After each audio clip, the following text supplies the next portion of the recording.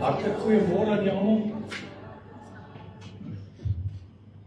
Ons wens julle hartlik welkom vanoggend in hierdie erediens. Mag dit so wees dat as jy vandag hier sit, dat dit sal wees dat jy verwagting in jou hart het. Vandag is Palm Sondag. Ons is in aanloop na die kruisiging en opstanding Sondag toe. En met daai gedagte in jou gedagte en in jou hart, dink daaraan, in hierdie tydperk het Jesus Christus op 'n donkie in die stad Jerusalem ingery. En as jy sien die palmtakke daarvoor, hulle het die palmtakke so gegooi dat daardie donkie se hoewe nie eers die grond mag raak nie. So soewerein en so veel respek het hulle vir ons verlosser gehad in daai tyd. Maar tog het hulle nog steeds hom verraai en hom veroordeel aan die einde van die dag. So, kom ons staan, dan sing ons hierdie volgende lied, waarna ons sal open met gebed, en dan sal ons voortgaan met die normale lofprysing voorsang. Asseblief, kom ons staan, dan sal ons open met you.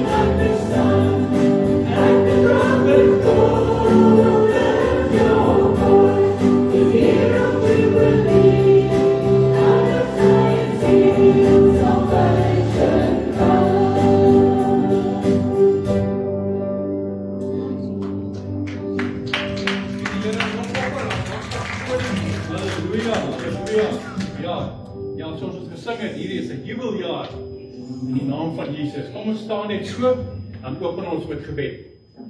Hemelse Vader, vanoggend is dit so wonderbaarlik en verhewe wat die koning wat U is, Here, wat ons U wil aanbid, Here. En Here, daar's niemand soos U nie, Here. Baie het al probeer, maar dit skaamte moet hulle koppe laat sak.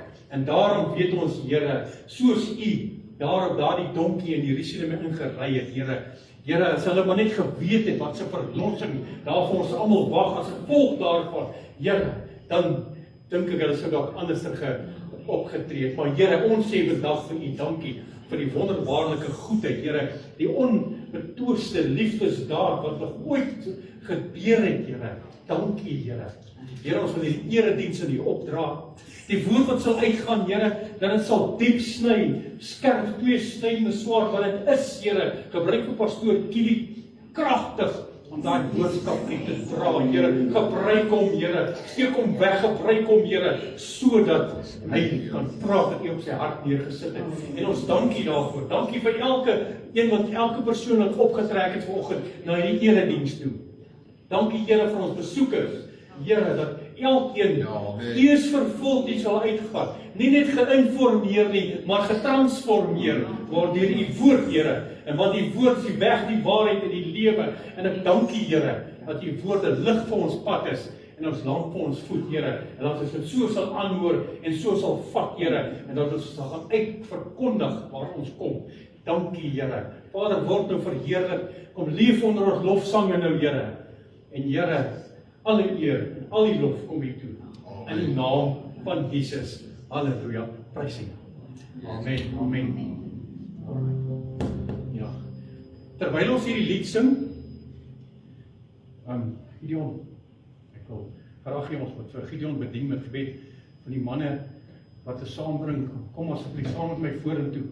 En ek wil vra dat almal tog net hulle hande sal uitsteek terwyl ons vir Gideon bedien. Almal steek hulle hande uit na hom toe. Die Here weet wat sy gebed en bediening nodig het. Sakkie, Here, Renier, Here, Andries, Francis. Julle kom almal saam. Bertie. Kom, al die manne wat nog saam wil bid, asseblief kom. Ons gaan vir Gideon bedien die woord vanoggend. Kom terwyl die voorsangers sing, julle kan nog steeds sing, dan sal ons hom bedien. Ja. Ons steek ons almal se hande uit asseblief nou. Sal ons vir Gideon af, in die naam van Jesus, want weet ons weet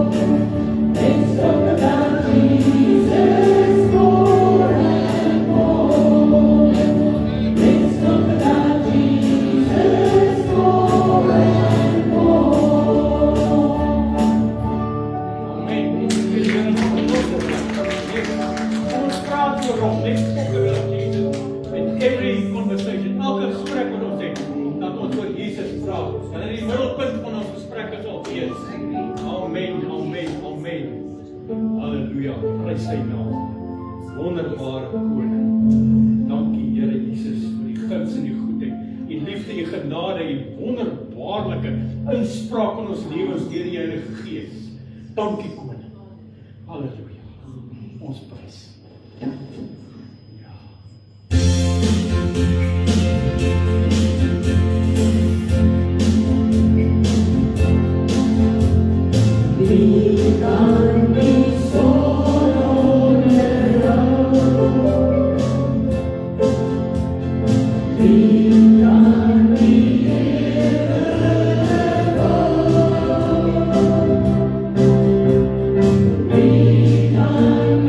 Oh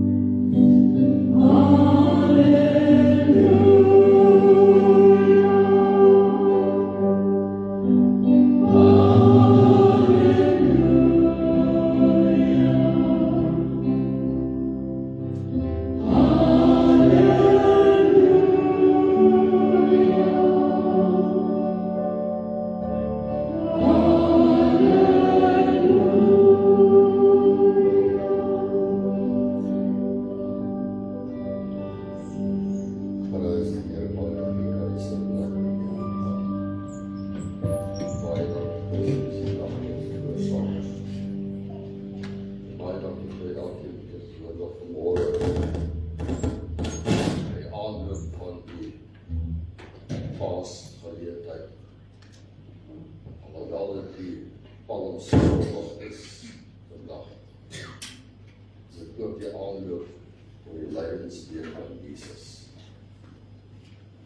Wat hy via Dolorosa pad gestap het om vir ons sondes te sterf. Daarom is dit vir ons 'n spesiale geleentheid. En die pastore gaan u wonderbaarlik bedien oor die naweekse dienste wat kom, Vrydag, 2 dienste en dan Sondag. En hulle gaan alles van aanvullend wees. Ons wil die tot mooi onderby te hoor en dan ook iemand wat saam te bring dat die naweekse dienste wat kom. Ek wil vra dat u vir my gaan blaai na die boek van 2 Samuel hoofstuk 6. En my tema is wanneer die koning inkom. En vanmorgen ek my vrou klaarmaak toe sê pa, wie wat vir my wonderlik is, of wat ek net wonderlik is, maar wat ek wonder. Toe Jezus die stad Jerusalem gekom het, die palmtak en die klere op die grond gegooi, was die disciples ook daar. En hulle het ook geskreeu, Hosanna, Hosanna. En toe het kom by die kruis, die vorige kruis op, toe ken hulle op nie. En een van die disciples verkoop hom uit, vir 30 sulke solde, maar net paar dae vroeger, het hulle gesê, Hosanna. Die vraag van môre in my hart, is ons eerlik as ons sê, Hosanna, Here, kom. My vrou sê gister vir my, terwyl ons raai, sy sê iemand geskryf, ons wil nie eens in die huis van die Here kom nie, maar ons wil eendag in sy paleis gaan bly. Die vertrekpunt is sy huis op aarde, waar ek en jy is, sodat ons eendag saam met hom kan wees. Ek het er gedoen in gedagte. Ek wil vra dat wat by 2 Samuel hoofstuk 6, vanaf vers 14 gaan opsit.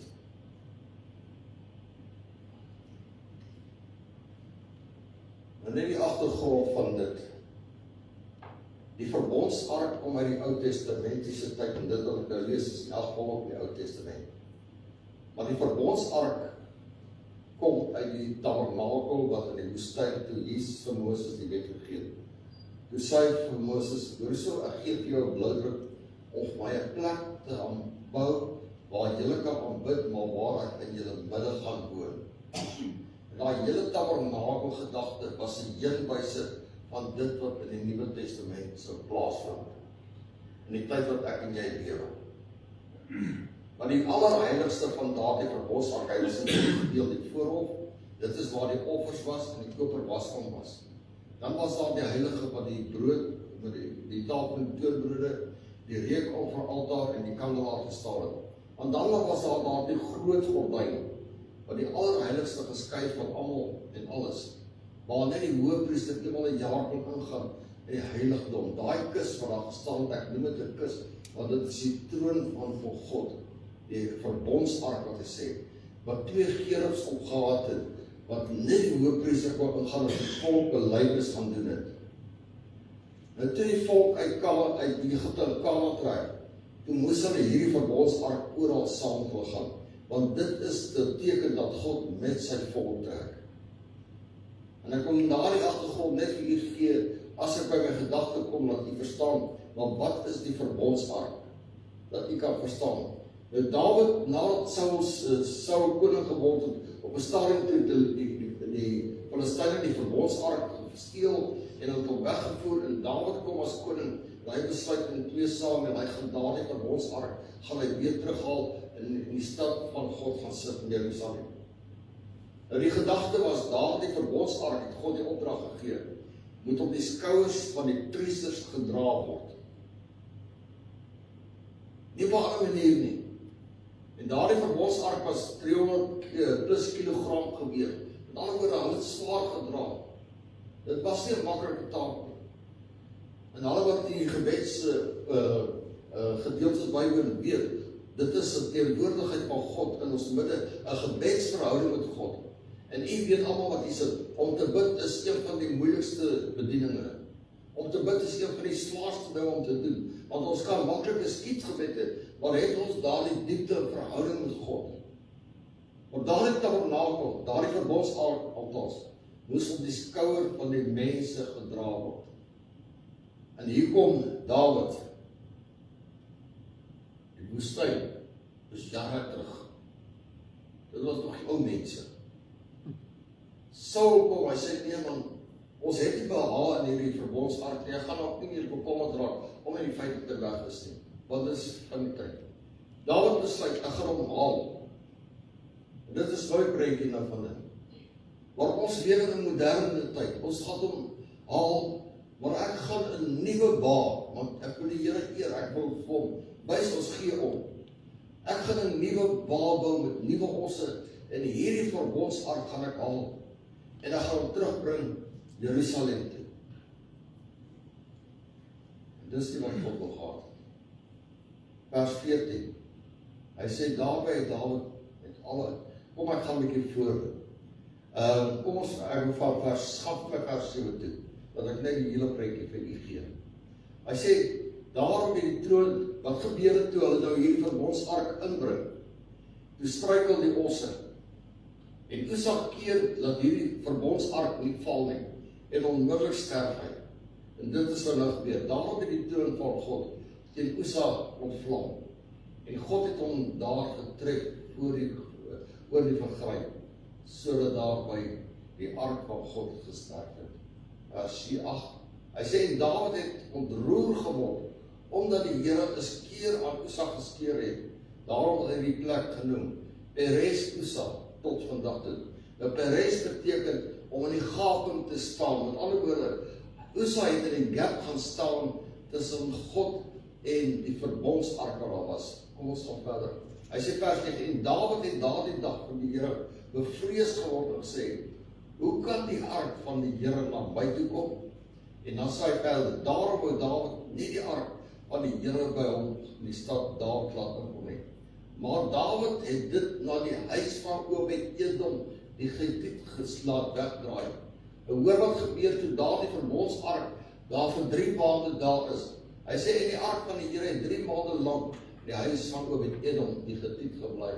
En die Here het Obed-Edom en sy hele huis geseën. Net 'n bietjie hou vas daar. Wat hy vir ons sê, as God se teenwoordigheid is, daardie verbondsark in ons, dan is die seëninge, want waar God is blessings. Amen. Dis nie op 'n ander plek nie, dis God se teenwoordigheid vanmôre.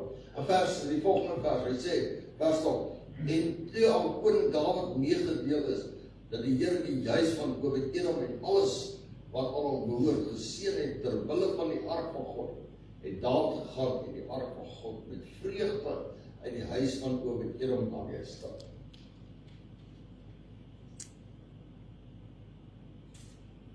En toe die draers van die ark van die Here 6:2 geloof het, dat hy 'n bees vet gemaak het van hou dit op. Daardie was net, Here, ons wil net seker maak dat ons waardig is om hierdie ark te dra, dat ons nie sal sterf. Daarom loop ons net die 7 tree, ons bring 'n offer aan U, dat ons reis verder kan omgaan. Hy sê vers 14, hy sê, daarby het Dawid met alle mag gedans voor die aangesig van die Here. En Dawid was in God met sy linne skouerkleed.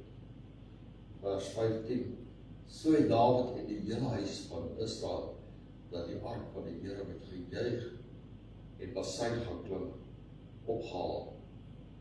Toe die ark van die Here in die stad van Dawid inkom, kyk Michal, dit is die dogter van Saul, juist deur die venster en sy sien koning Dawid gepot en dans voor die aangesig van die Here.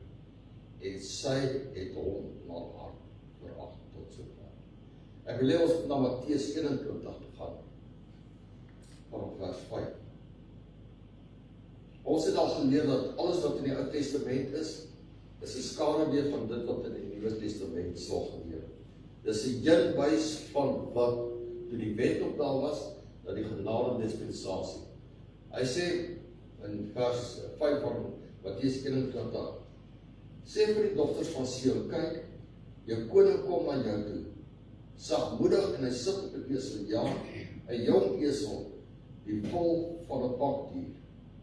Hy sê daar vers 6, en die disippels het gegaan en gedoen wat Jesus hulle beveel het. Hulle het die esel en die vol gebring en hulle klere daaroor gelê en hy het daarop gaan sit. Hy sê en die grootste deel van die skare het hulle klere op die pad oopgegooi, die ander takke van bome afgekap en op die pad gestrooi. Hy sê vers 9, en die skare het voorgeloop en die wat gevolg het uitgeroep en gesê, Hosanna is die seun van Dawid. Daar ons nou net gepraat van Dawid. Geseënd is hy wat kom in die naam van die Here. Hosanna in die hoogste hemele. En dan vers 10 sê, en toe hy in Jerusalem inkom, het die hele stad in opskudding geraak en gesê, wie is hierdie man? En daardie is 'n groot vraag, wie is hierdie man? En dan vers 10, hy sê vers 11, hy sê, en die skare sê, dit is Jesus die profeet van Nazareth van Galilea. Here, kan hierdie woord vanmôre vir ons lewendig word, Here, in die vooravond van die groot prys wat U vir ons betaal het. Wil ek vra, Here, maak ons gedagte vars. Maak ons ontvanklik vir U woord, sodat U in ons harte kan werk vanmôre tot eer en verheerlikheid van U groot naam. Ons vra dat U ons verdien, maar alleen uit groot genade. En daarom eer loop ons. En ons sê vir U dankie daarvoor. Waar God is, daar is vrede. Amen. Waar God is sy salwing. Die vraag is net of ek en jy deel van daardie salwing wil ervaar of beleef.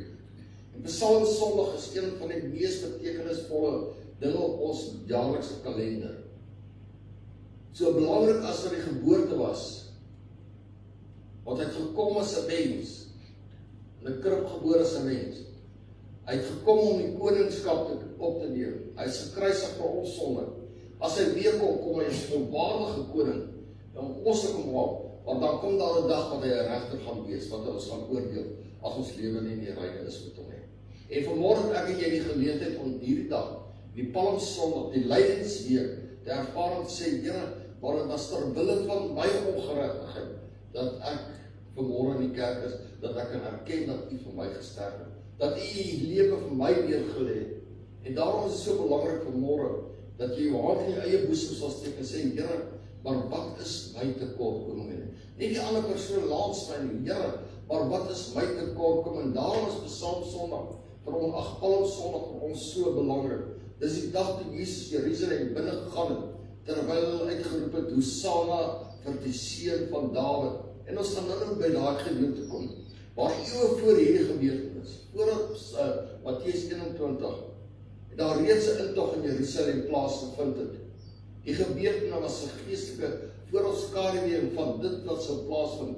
Met ander woorde, dit wat ek hier gelees het in 2 Samuel, hoofstuk 6, is 'n heenwyse van dit wat in Matteus 21 plaasvind. So julle moet hierdie twee al klaar in julle gedagtes koppel aan mekaar, want dan gaan vir julle die ooreenstemmende goeie gaan ek vir julle uithaal vanmôre, dat jy kan verstaan. Die Ou Testament is net 'n boek wat ons moet vergeet nie. Ek weet daar's baie mense wat net die Ou Testament lees en wat glad nie in die Nuwe Testament glo nie. En daar's al baie mense wat net die Nuwe Testament glo en nie die Ou Testament nie. Ek wil sê, die hele skrif is deur God ingegee. Amen. Vir ek en jou om te leer, te verstaan, ons te onderrig, te reg te wys, vir waarvoor, vir die goeie werk waarvoor God ons gekoop het. In 2 Samuel 6 het ons gelees, bring Dawid die verbondsark in Jerusalem. En hierdie gebeurtenis gaan net oor kus, dit gaan oor iets besonder. Dit gaan oor die verbondsark, die teenwoordigheid van God, die teenwoordigheid van God onder sy mense.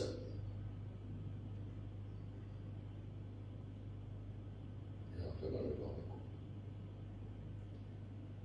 Die verbondsark, toe die stad kom het ons gelees.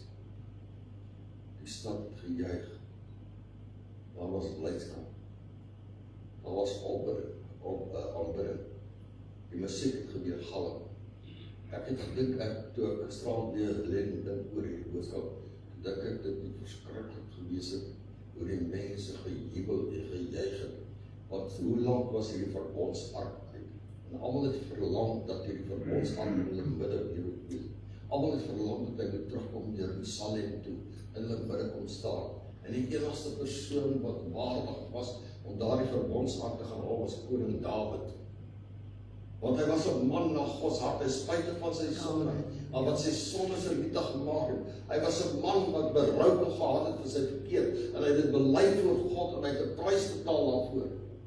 En daarvoor was hy onverskrokke geweest, en daarom het God na hom gekyk en geweet, ek kan hierdie man, kan ek my verbondsark laat terugbring. Maar Dawid het gedink, ek gaan dit op 'n moderne manier doen, ek gaan dit anders doen as in die ou dae, en ek bring op 'n nuwe wa, en dit was nie God se opdrag geweest nie. Want wat op die berg Sinai gegee, die blueprint van die tabernakel, het nie verander van daar af tot en met vandag nie. So dit wat God op die berg gegee het vir Moses, is vandag nog steeds dieselfde en relevant en van toepassing. Dit het nie verander nie.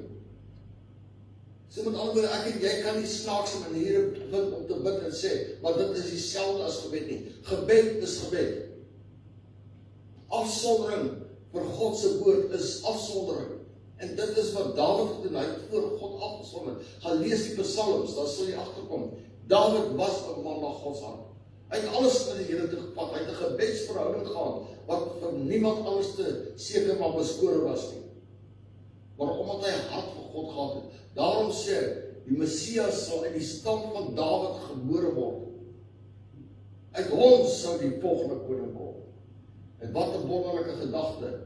Maar alhoewel hy fout gemaak het, om te dink ek gaan hierdie ark op 'n base, is makliker. En hoe gemaklik het die kerk al geword in die tyd wat ons lewe. En ek praat vanmôre met myself.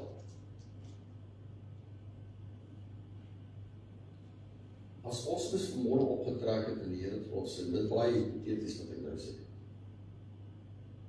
Ek gaan vir al my kinders wag, as hulle hier by die kerk kom, dan gaan ons hemel toe. Daar was ons baie man môre gewees. Want ons het iets anders te wat ons besig gaan. En ek dink toe Dawid hulle daardie verbondsark op die wa gehad het, was hulle nie so gefokus op God se teenwoordigheid as wat hulle die verbondsark moes dra nie. Want hulle het selfs al offer gebring en sê, Here, bewaar ons. Dat ons hierdie verbondsark die stad moet bring. Toe daardie ark die stad inkom, toe is daar 'n verwagting by die mense. Daar's blydskap. Hulle het gejuig, die musiekveld het gespeel. Hulle het gesing. Ek dink hulle het gedans tot die sonstraat. Gisterand dink ek, as ek moet dans, dit sal nie goed lyk nie. Ek sal lyk so 'n belly danser op my groot bens, wat jy dan weer swaai. Maar ek dink hulle het gedans. Hulle het nie omgegee wat die sê. Daarom word vanmôre julle sê, kom ons kom op plek dat ons opgebore raak oor die woord nie. In die middel van dit alles het Dawid iets gedoen wat 'n koning gewoonlik nie doen nie. Hy het sy koninklike kleed uitgetrek en voor die Here gedans. Hierdie toneel help ons om Psalm 8 op Palm Sondag beter te verstaan. My opskrif hierso is 2 intogte in dieselfde stad. Die eerste groot waarheid wat ons sien, is dat 2 konings Jerusalem ingekom het. Dawid bring die ark, in 2 Samuel 6 het ons gelees, bring Dawid die ark van God in Jerusalem. Die ark was die heilige voorwerp van Israel, wat ek eerder gesê, en dit in die plek verteenwoordig waar God tussen sy mense wou gewees het. En wanneer die ark beweeg het, het dit beteken dat God beweeg saam met sy mense. Toe die ark die stad genader gekom het, word gesê, toe was daar gejubel gejuig. Dit was 'n dag van aanbidding. Jesus kom dieselfde in Jerusalem binne eeue later, en gebeur iets soortgelyk. En ons gelees in Matteus, hy sê die mense het palmtakke geswaai, hulle het hulle klere gegooi, en hulle het geroep, Hosanna. Nou, gaan kyk en sit my Psalm 118 vers 5 toe.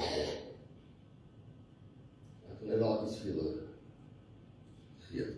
Psalm 118 vers 5 toe.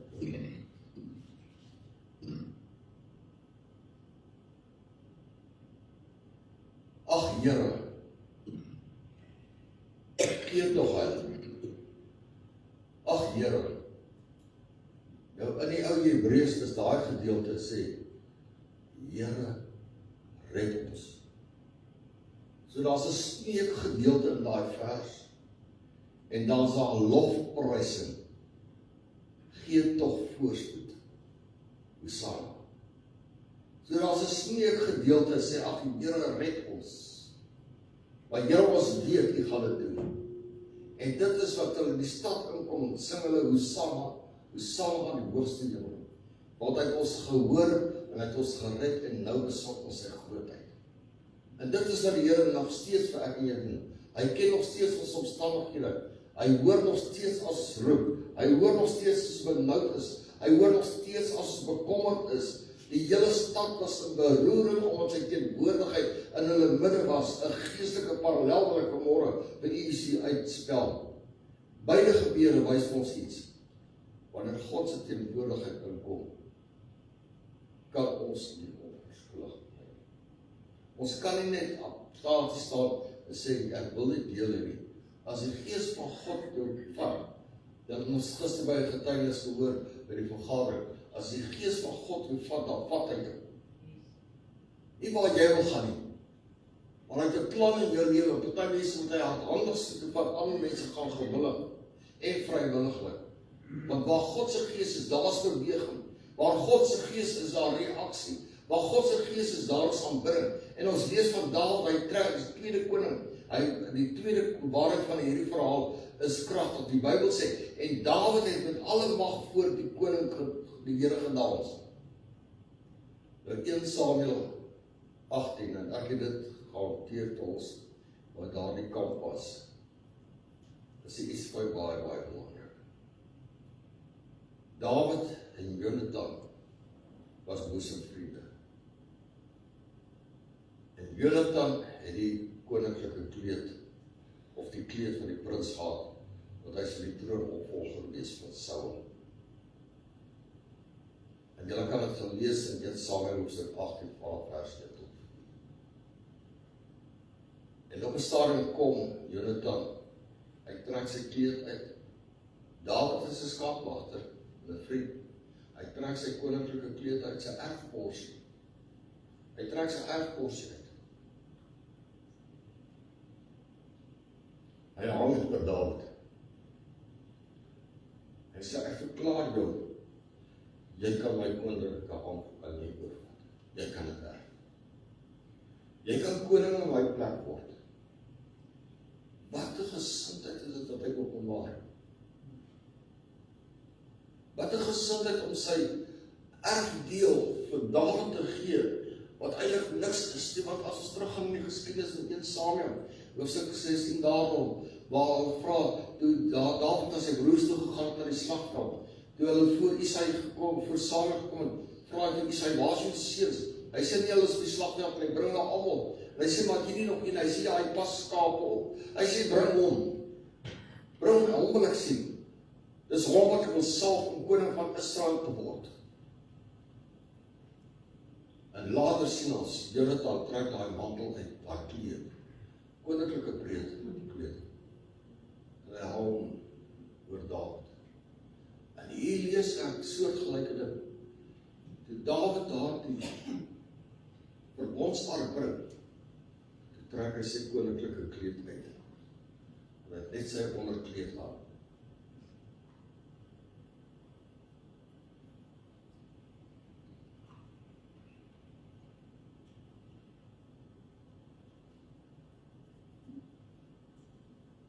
Hy verklaar, daar's 'n groter koning as ek.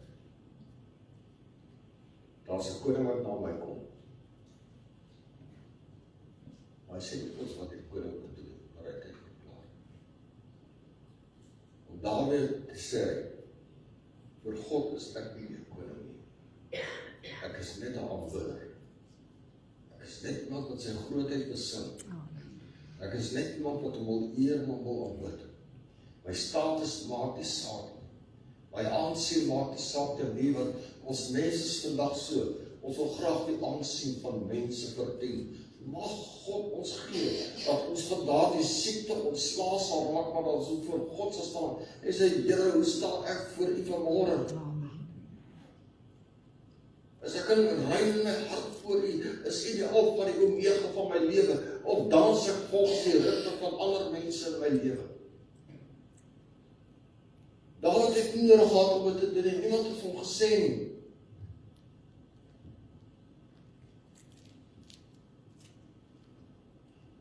Maar die salwing van God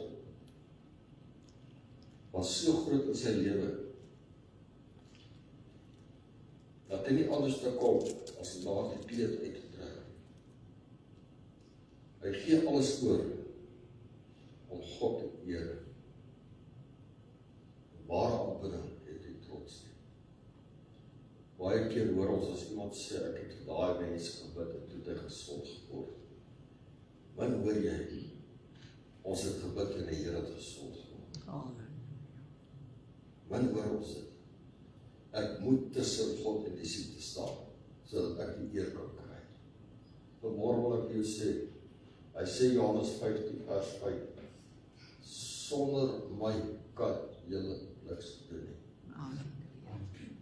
En ek het reeds 'n gedagte ten opsigte van dit, na die Paasnaweek, wat ek in my gedagte rondloop oor daardie onderwerp.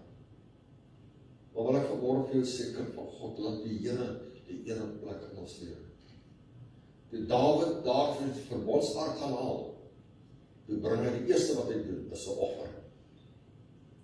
En as ek en jy vanmôre sê, ons wil die Here bring, die eerste wat ons moet doen, is om 'n offer te bring, te sê, Here, hier is 'n gebrekkige offer.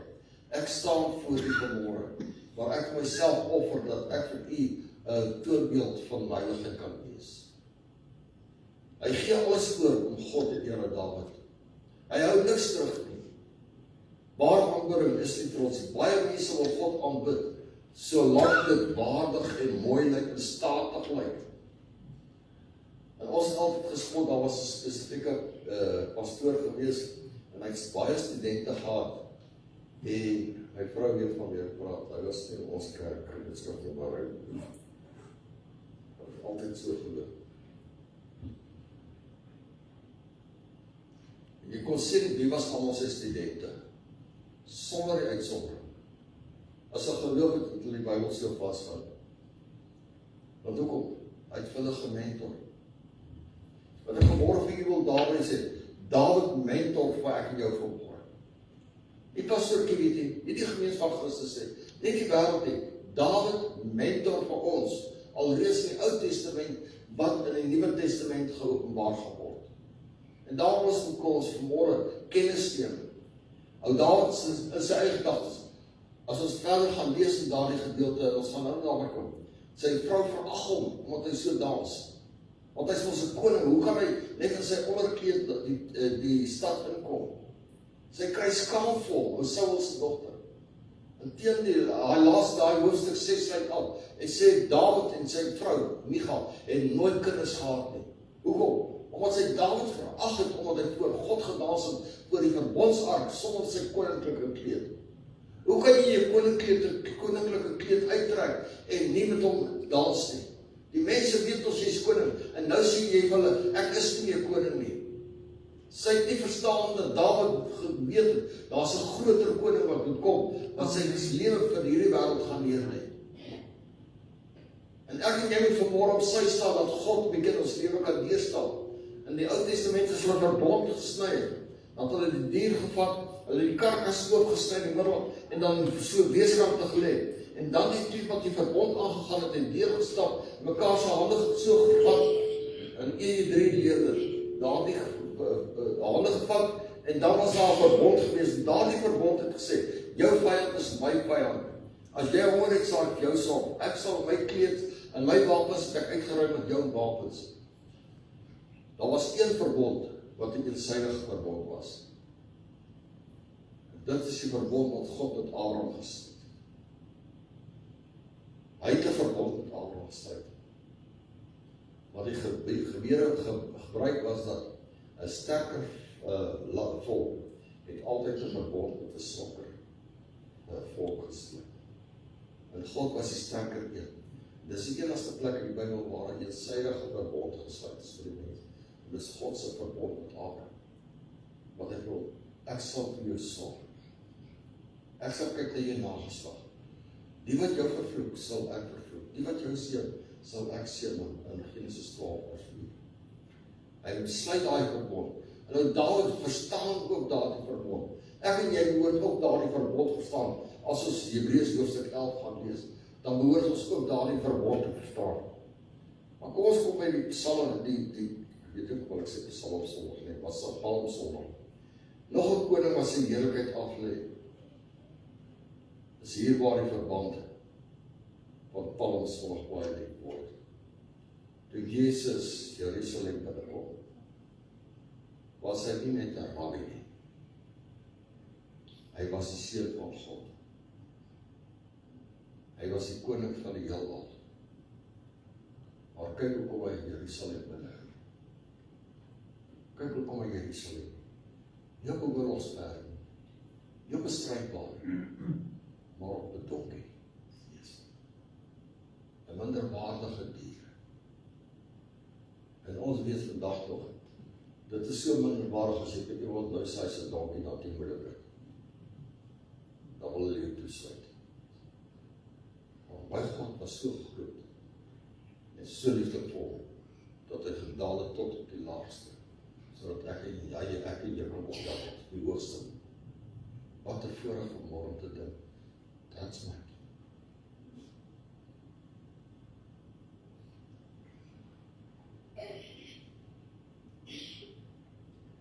Dit was 'n teken van nederigheid. Die koning van die hemel kom in saagmoedigheid sê in Matteus 21. Sê vir die dogters van Sion, kyk jou koning kom na jou toe. Sagmoedig, hy sit op 'n esel, ja, 'n jong esel, vol van 'n pagdier. Dit herinner ons aan die groot geestelike waarheid. Soos Dawid sy koninklike kleed uittrek en neergelê het, teenoor God die eer te gee, en Jesus sy hemelse heerlikheid neergelê om ek en jou te red. En sy aangesig as mens het hy aangeneem, sodat ek en jy deur middel van hom erkenning kan kry en genesing kan kry. Soos Dawid sy koninklike kleed neergelê om God te eer, het Jesus sy hemelse heerlikheid ook neergelê om ons te red. Hy het die hemel verlaat. Hy het mens geword om die aarde kom woon, het uiteindelik aan die kruis gaan sterf ter wille van ek en jou, ons ongeregtigheid. Palm Sondag was die begin van daardie dag wat ek en jy vanmôre vier.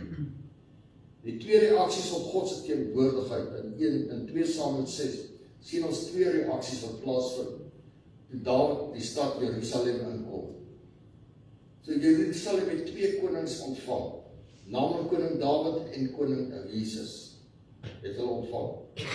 En kom ons kyk, wat was die reaksie toe Dawid in die stad Jerusalem inkom met die verbondsark.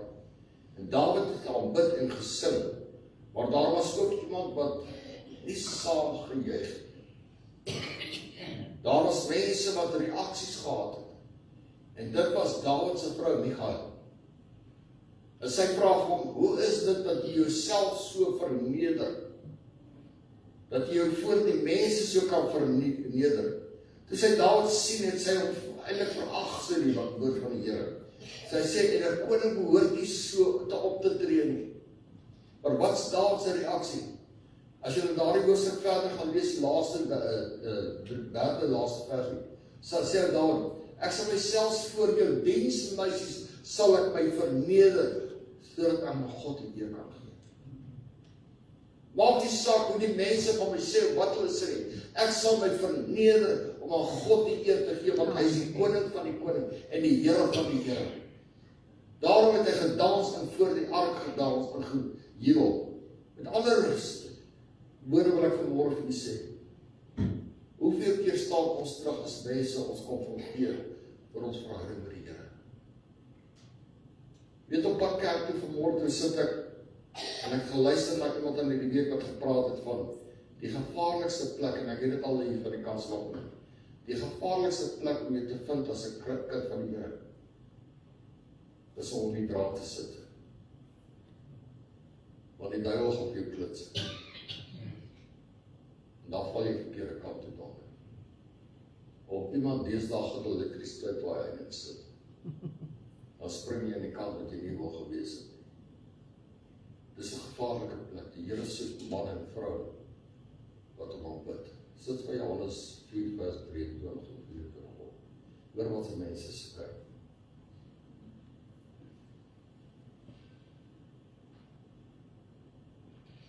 Hy sê, want daar kom 'n uur en dit is nou wanneer die ware aanbidders die Vader en die Gees die waarheid sal aanbid. Want die Vader soek ook die mense wat hom so aanbid. Hoor wat hy sê. God is Gees, en die wat hom aanbid, moet die Gees en waarheid hoor uit jou hart. Hy sê in Openbaring, as hy praat van tabernakel, hy sê ek wil onder julle kom tabernakel. Ek wil onder julle kom bly en ek gaan julle nou eens terug. Vanmorgen wil ek vir jou sê, kind van God, ek en jy het seker maak, dat as ons sê Hosanna, die seun van Dawid, dat ons dit opreg doen. En dat dit net 'n mooi refrein is wat ons herhaal en oorsing en saam met mense doen, maar dat ons dit in ons hart voor die Here opreg doen. As ek lees maar in Matteus, dan sien ek kom Jesus ook die stad in. En ek het vanmorgen gesê, Here, die disippels was vandag teenwoordig. Hulle het ook gesing Hosanna.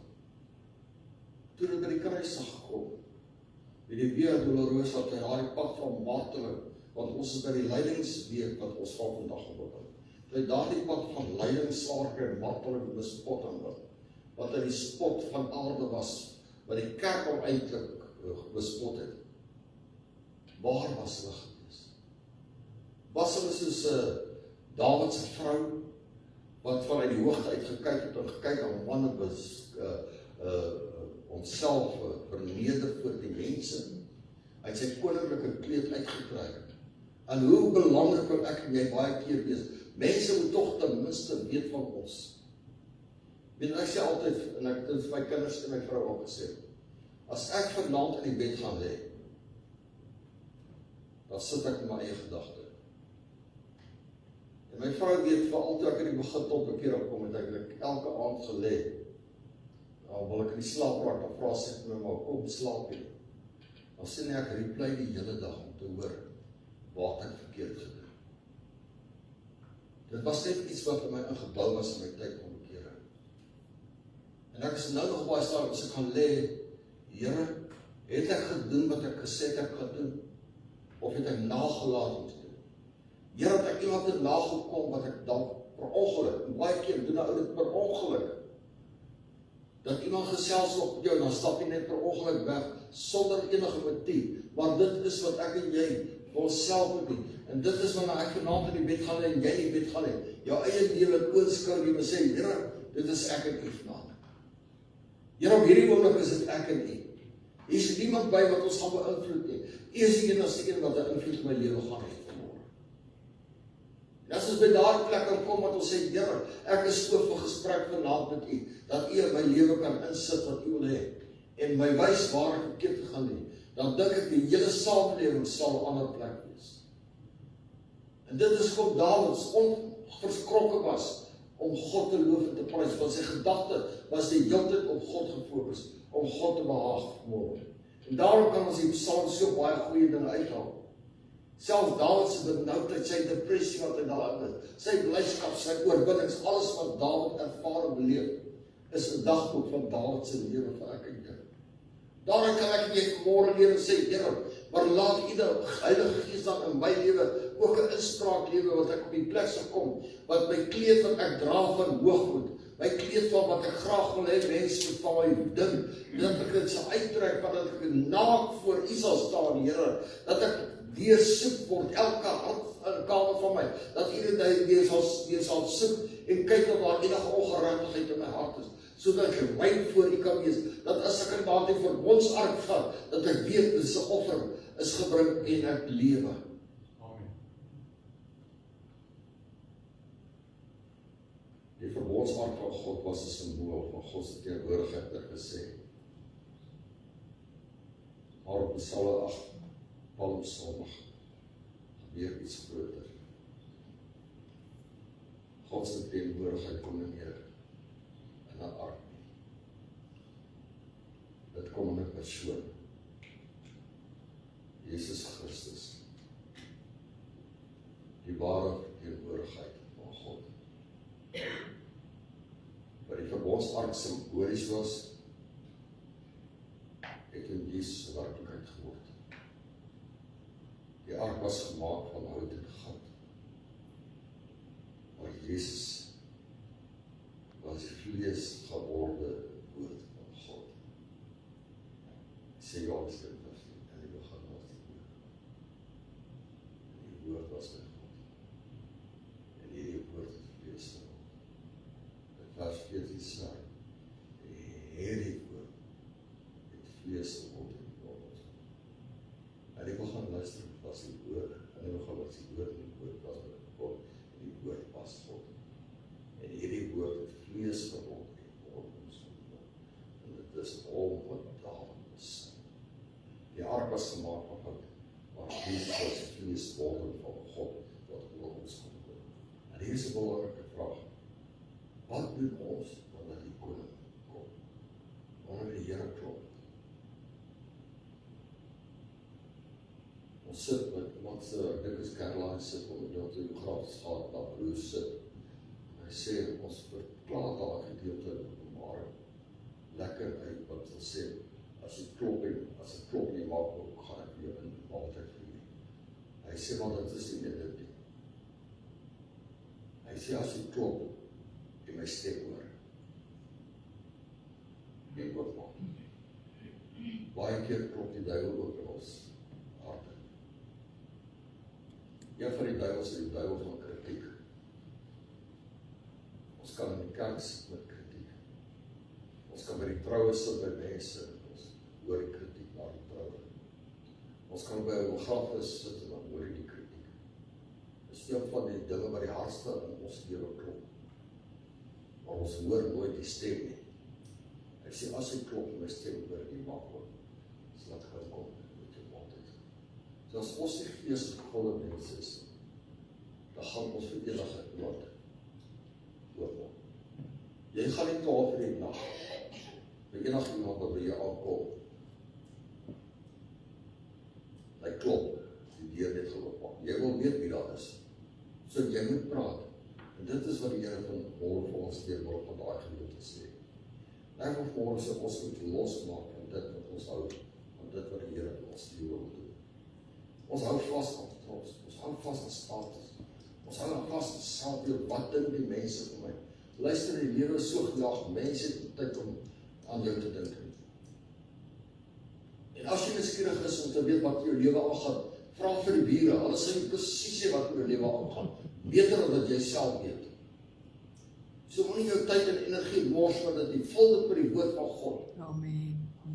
Vorm jou hele wese met dit wat God vir ons gee vanmôre.